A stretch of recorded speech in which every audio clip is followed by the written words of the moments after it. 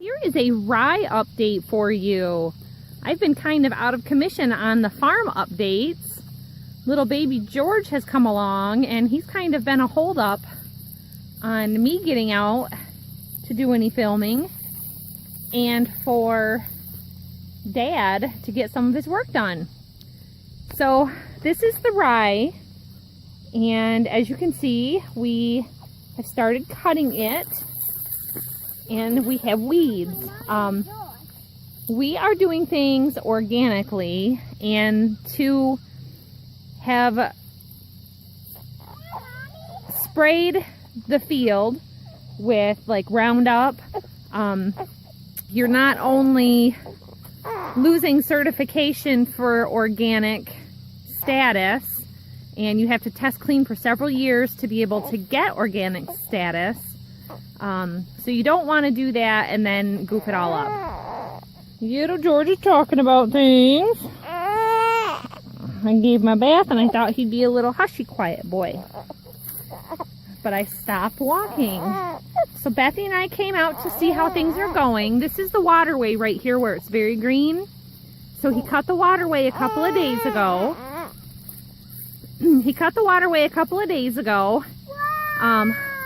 Just a bit back, we kind of fell into a wet season when we were ready to cut the rye, and it looked great.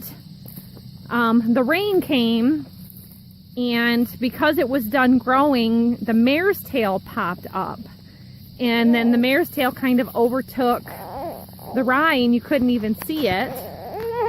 And last Friday, we had a great big rain, and basically all the rye got knocked down, but the mare's tail was still holding it up. So it got dry, and it is time to be out here harvesting this before it falls out of the heads. Hushy, baby. So this is the rye. Beautiful dry heads, very full heads. Yep, we got a lot of clover mixed in with it. So here's the guys. Sorry about the baby. We dropped the pacifier. So they're running the John Deere swather. And what the swather is doing, and is going to allow us to do, the mare's tail is falling on top of the rye as he's cutting. So the rye's on the bottom layer. The mare's tail will dry out. He'll go back through with the combine. And he said it's about $10 worth of gas to run this swather through all of the fields, which is a lot cheaper than the cost of the spray and any money that you would have spent for other things. So normally we would have cultivated, but again, it was a very wet spring and it was hard to do that stuff. So like the neighbors who did wheat were combining right about the second week of July, and then the rain hit. So we missed that short window, and with the baby coming, it put us here. So he'll go through with the combine. The mare's tail will spit out the back as chaff and become green manure. And we were able to get this before the mare's tail went to seed. So you can see this is the top of the mare's tail.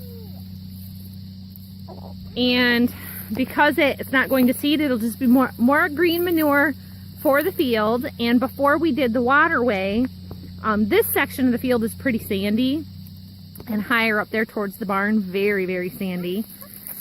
So some areas really, really need that organic matter.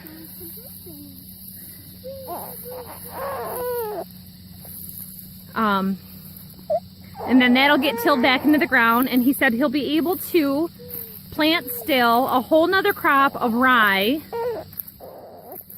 and have it be a cover crop to just suppress the weeds, because you can see all this green is more weeds that are coming up.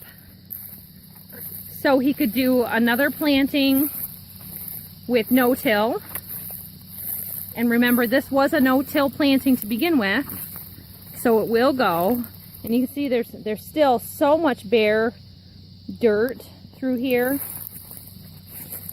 that it will grow just sitting on the surface. The John Deere drill that we use for planting puts it down just enough so that it gets contact with the soil to grow. So you can see here the rye is doing really well, or did do really well. The brown is the rye, and the green is the weeds. So there's a couple different varieties of weeds here. There's Queen Anne's lace, which the bees have thoroughly enjoyed. And because the ragweed is pretty heavy through here, we've kept our little allergy Murdoch. And here's one mare's tail that got missed. This mare's tail is almost 5 feet tall. So the mare's tail really took off last year, we noticed. And in some areas this year, like this section here up by the road, Queen Anne's lace grew like crazy. And beyond that pole, and near that pole, down to the next house, the thistle is so thick.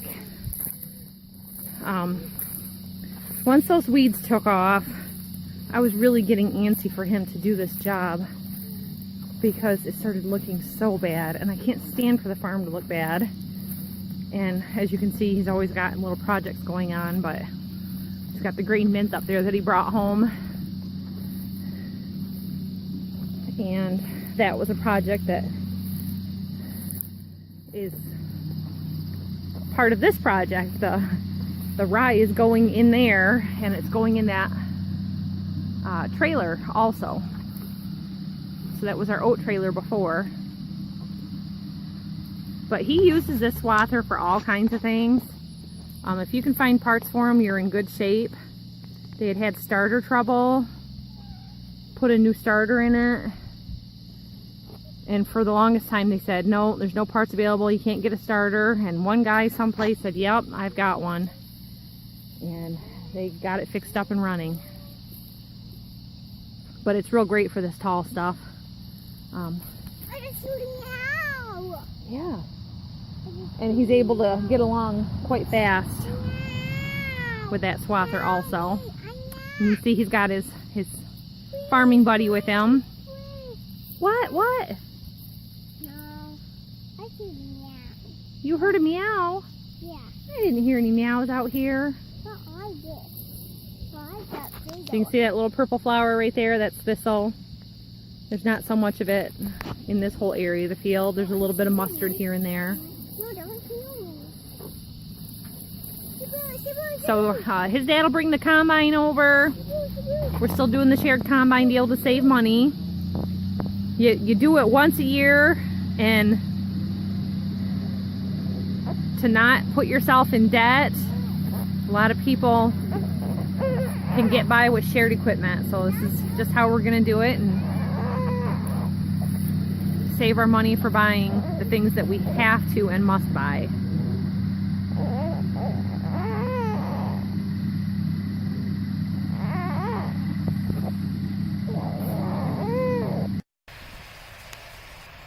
Here we are at the rye field doing some combining.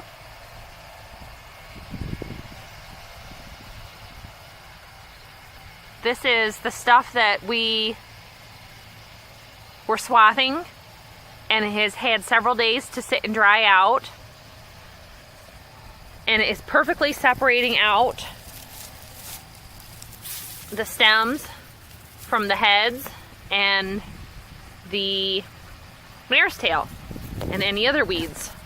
So that's all becoming organic matter in a nice thin layer over the whole field.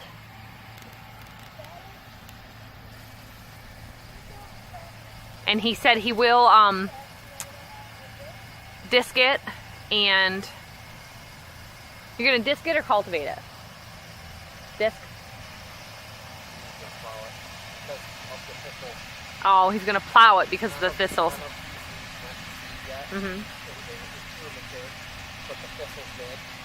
Yeah, way up over that way. We have thistles and burdocks really bad, so if he plows that, well, you could plow that and this.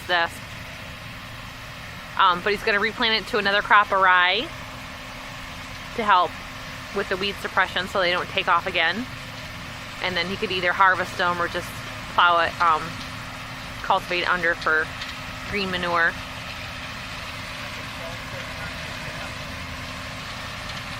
He says this is a John Deere 12-foot pickup head. And this is Grandpa's combining. My father-in-law and my son Trey. Trey's up there in the cab in the white t-shirt. You can see him.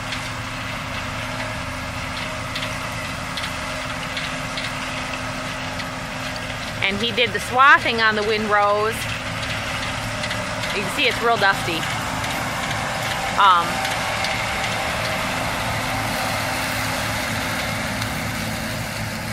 Just in a continuous circle for his ease, and it's making Grandpa to have to make these wide turns, but it's picking up very, very quickly. Once he got that over here,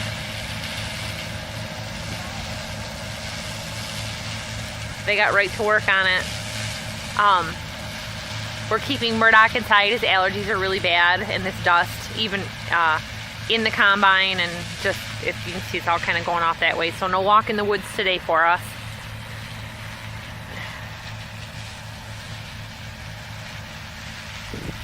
And you can see here, like, some heads like this, it'll spit out.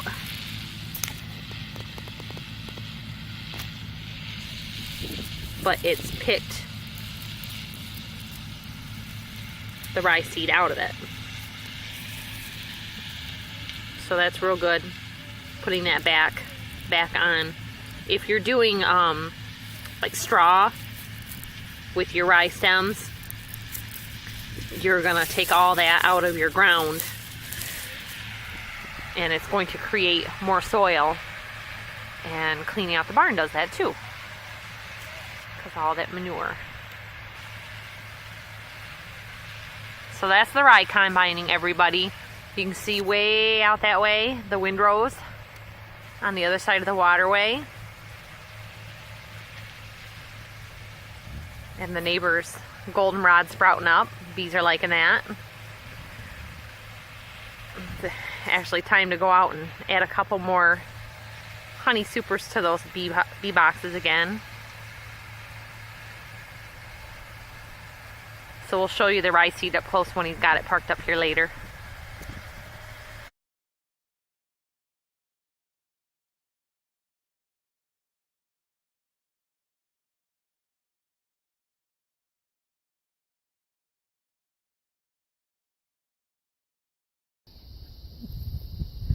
Okay, so everybody, this is the swather up close, and this is a 1977 John Deere 800 swather. It's 12 feet wide. So what we found with going organic, you have to mow your ditches like they're your lawn. Otherwise, the seeds from the weeds in the ditch will go into your field. And what we found is that for about 10 to 30 feet from the ditch into the field, you would have a section of seed that was broadcast from the wind, and the wild carrot or Queen Anne's lace really was giving him trouble. It was getting wound up here and blocking him, so that he about every 10 feet would have to stop and get out, and that's because it is so tall and such a stemmy, ropey stem, that because of it being green, it wasn't allowing the reel to keep going. So he built this, and this just redirected the weeds into a path so that it got it beyond that reel where this piece and this piece meet. Yeah, it was getting wound up in there. Spider web, and if it were on, then it would get wrapped up around the You added That's that right. to the break. And it's hard to see, but up close, I can see remnants of the Queen Anne's lace in there from the head. Queen Anne's lace is your white, flower-looking weed. But this really helped him a lot. And this is the head, or cutting bar. So it's real similar to like on a sickle bar mower. And then it goes up there, conveys through the belt down here to the center and out the back. So we've used this for hay cutting. It's got just like hay teeth on it, and that helps pick it up. And let me show you. So yeah, I've never shown you this up close. It's real neat. It's got your tires, your drive tires in the front, and then these are just like a floating steering tire. But this is it. Real simple. He likes this older stuff because it just is easy to repair and go. All the wheels steer? Okay. So he had a little trouble with the starter and had it out of operation for a little while.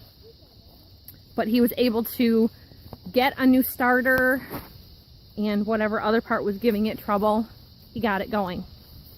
So months ago, we noticed there was a lot of burdock in this field and Queen Anne's lace. The Queen Anne's lace was real thick up by the road here, and that was giving him trouble. And then this is the field, the south field, that we were getting a lot of flooding from, and this field is going to become pasture. This is the pasture for the cows here. You can see the gate that we made. And this is going to be a secondary pasture, so we can rotate them back and forth.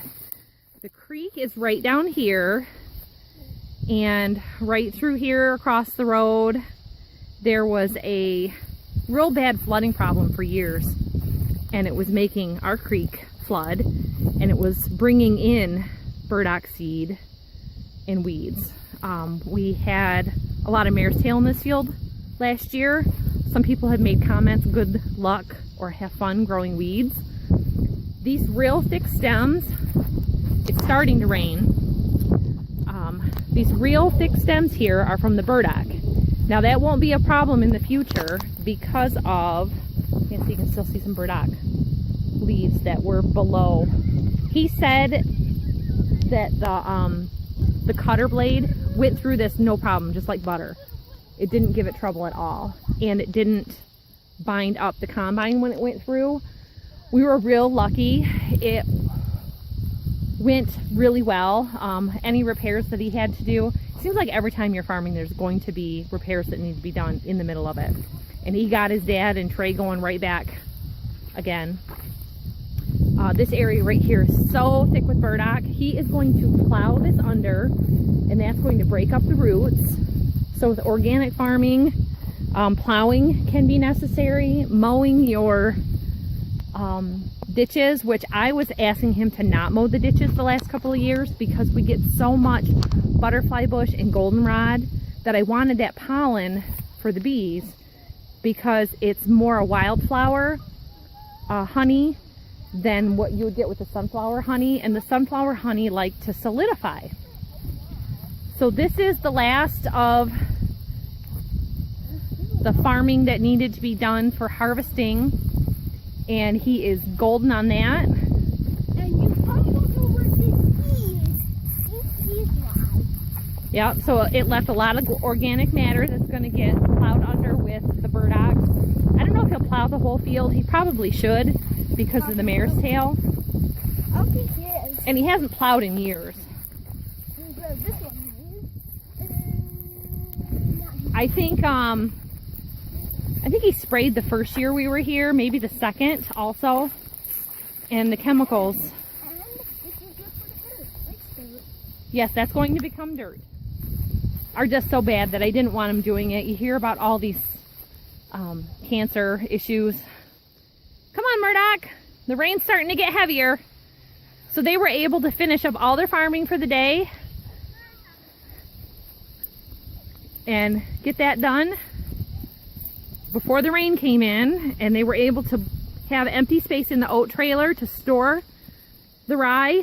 I know I'm probably saying oats. Actually, birds aren't bad because without birds, Velcro would never have been invented. That's right. Anywhere you get burdocks, it's just best to get them out. Don't let them go to seed, keep them mowed. Because right in this area, I have a lot of burdocks growing. And one year I had not come out and cut them down.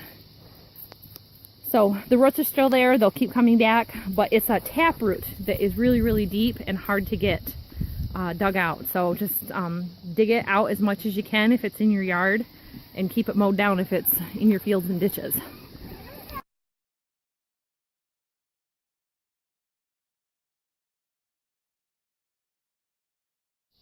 Okay, everyone, so he's got his rye in, and I just wanted to show you what it looks like. This is rye, and this is oats. Very similar. If you see them side by side, it's kind of hard to notice the difference. He's actually got, you know, yeah. This was the oat trailer. You can see the difference. The rye looks more like rice. It's the lighter, and the oats is the darker. He had a little bit left still in the bottom of this trailer, it looks like. So, that's why. And here's the combine doing all the work. This is my father's combine, or father-in-law's. He drives it over cross country. Takes about an hour and a half to 2 hours to get it here. But really, there's not much of a better way to do it. And that orange flag makes it legal for you to go on the road. It's called a SMV, or slow moving vehicle. So under the Michigan laws for husbandry, which is farming, you are allowed to post that and take your farm equipment on the road. So I mentioned that in the video that my husband made for the grain bin cart of moving those. It really makes it an excellent resource for getting things across the state when you're purchasing. So this is the head that he's using on it. And little Trey, super happy about the new combine. It's got a real thick armrest on the side. I don't know if it's coming up with the sun or not.